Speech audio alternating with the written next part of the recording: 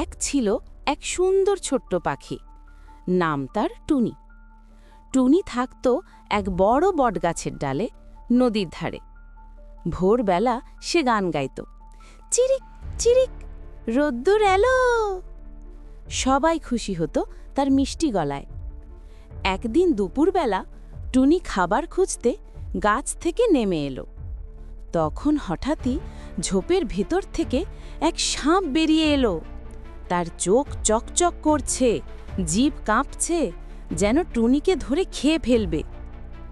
টুনি খুব ভয় পেয়ে গেল, কিন্তু তার মাথা খারাপ নয়। সে ভাবল, ভয় পেলে কাজ হবে না, বুদ্ধি খাটাতে হবে। তাড়াতাড়ি টুনি উড়ে গিয়ে কাছের এক পাথরের উপর বসে বলল, এই সাপ দাদা, তুমি কি জানো আমার শরীরে এক জাদু ফুলের গন্ধ আছে? কেউ আমাকে খেলে পাথরে পরিণত হয়। সাপটা অবাক হয়ে বলল, সত্যি? টুনি হেসে বলল, বিশ্বাস না হলে ওই পাথরে নাকে ঘষে দেখো, তাতেই বুঝবে। সাপটা না বুঝেই মাথা নিচু করে পাথরের গায়ে ঘষতেই ঠাস, সেই পাথরের ফাঁকে আটকে গেল তার মুখ। যতই নাড়াচাড়া করুক, বেরোতে পারছে না। টুনি খিলখিল করে হেসে উড়ে গেল গাছে আর গান গাইতে লাগল, বুদ্ধি যার আছে সেই রক্ষা পায়।